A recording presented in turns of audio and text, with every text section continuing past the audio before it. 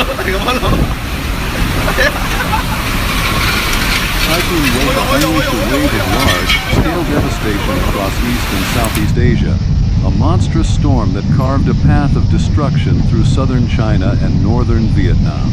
With terrifying wind gusts surging over 100 miles per hour and torrential rainfall that transformed city streets into raging rivers within hours, its arrival marked a period of profound crisis. Faced with the storm's incredible power, Chinese authorities initiated a massive and urgent evacuation, moving nearly 700,000 people from vulnerable coastal regions as they raced to protect residents from catastrophic storm surges and the imminent danger of landslides.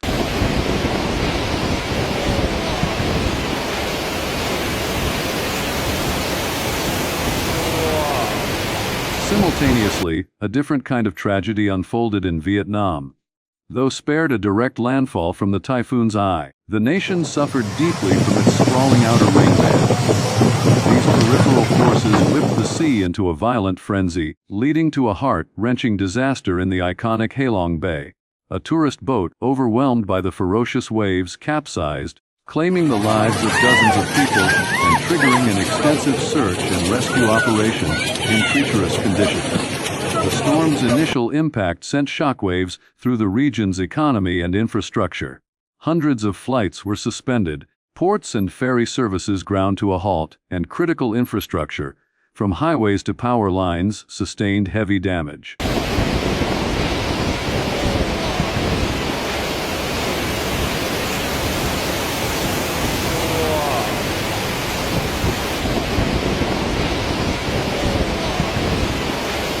The storm's vast circulation had far-reaching consequences even before its official landfall, exacerbating monsoon rains in the Philippines and causing significant flooding in Taiwan and parts of South Korea.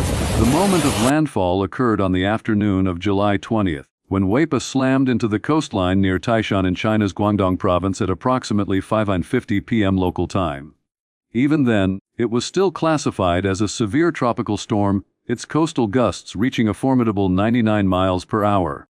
For the metropolis of Hong Kong, the event was a harrowing ordeal that lasted for nearly 7 hours under the Hong Kong Observatory's highest warning signal. During this terrifying period, the city was battered by sustained winds averaging 87 miles per hour, while the most powerful gusts peaked at an astonishing 104 miles per hour.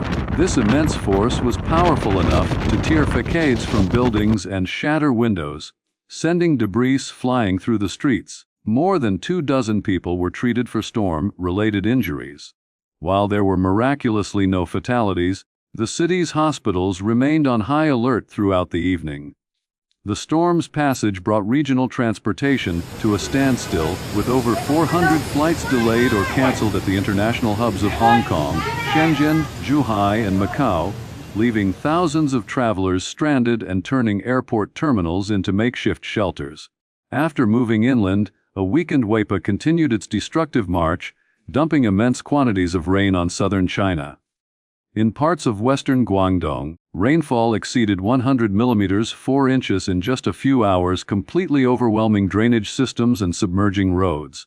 In response, provincial authorities, acting on forecasts that warned of flash floods and landslides, moved an estimated 670,000 residents from vulnerable communities to safer shelters. A host of preventative measures were enacted to mitigate the damage and protect lives.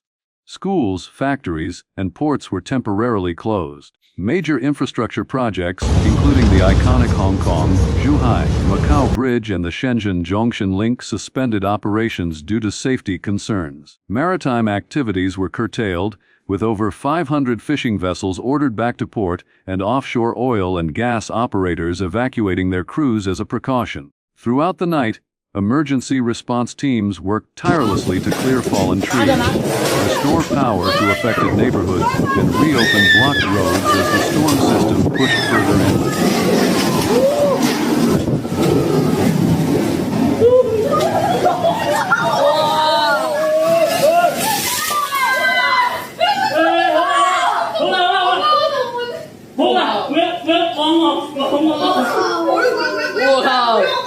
In Vietnam, the full scope of the Halong Bay tragedy became clearer. The tourist boat capsized around midday on July 20th, resulting in the deaths of at least 36 people, with several others remaining missing as search teams battled high waves and strong currents. Beyond this single incident, the threat of catastrophic flooding loomed large over the country's northern provinces. Forecasts warned that regions including Guangninh, Haiphong, and Thanhou could receive over 480 millimeters, 19 inches of rain, prompting widespread flood and landslide alerts. In response, Vietnamese authorities closed schools and government offices, suspended ferry services, and ordered tens of thousands of fishing boats to return to port for safety. Flights to Hanoi and other regional airports faced significant cancellations and delays. Emergency services worked diligently to deliver essential supplies like food, water, and medicine to communities that had been cut off by the rising floodwaters, while volunteers worked to reinforce riverbanks and drainage channels to limit further damage. Meteorologists attribute Wipha's terrifying strength to a confluence of closely linked factors: unusually warm sea surface temperatures in the South China Sea, and the Western Pacific provided the abundant moisture and heat that acted as fuel for the typhoon's development. This energy was amplified by seasonal monsoon winds, which further increased the potential for heavy rainfall. Finally, prevailing easterly winds guided Wipha's track directly toward the densely populated areas of China and Vietnam. This combination created a large, slow-moving storm system with rain bands extending hundreds of miles from its center, magnifying the risk of flooding and landslides far from the storm's core.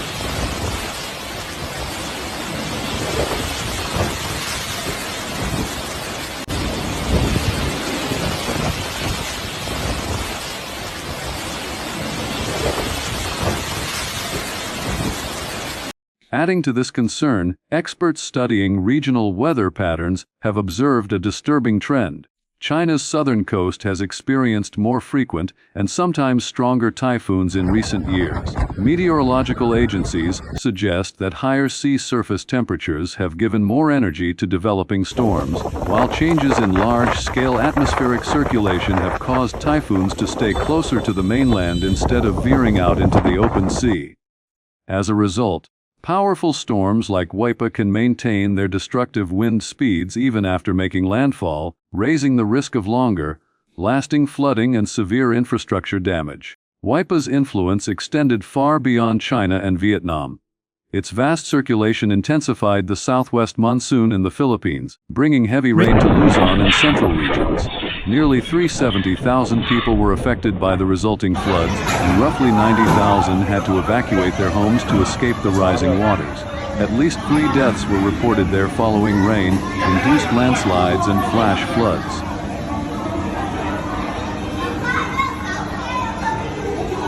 In Taiwan, the storm's outer bands produced localized flooding and significant transport disruptions. In Japan's Hokkaido region, rainfall exceeding 4 inches prompted flood advisories and precautionary evacuations in landslide-prone areas. The impact was particularly severe in South Korea, where heavy rainfall caused catastrophic flooding and landslides, especially in the southern provinces. The human cost was tragic, with at least 18 confirmed deaths and 11 more people still missing. The severe weather forced thousands to evacuate as floodwaters damaged roads, homes, and agricultural land, prompting emergency advisories and large-scale rescue operations.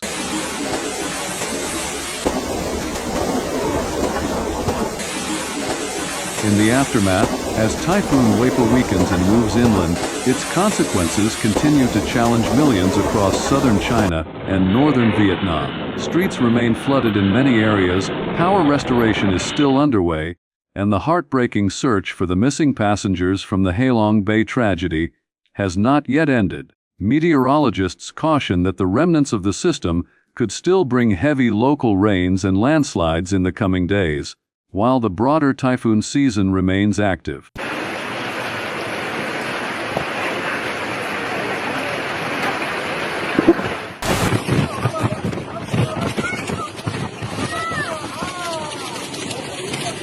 The lessons learned from Wipha are stark and critical. The disaster highlights the urgent need for resilient infrastructure capable of withstanding extreme weather. the vital importance of timely and effective evacuation plans, and the necessity of continued investment in accurate forecasting technology. As recovery efforts begin, the entire region must remain vigilant, knowing that the next severe storm could be only weeks away. Our deepest condolences go out to the families who lost loved ones, and to all who have been affected by this devastating event.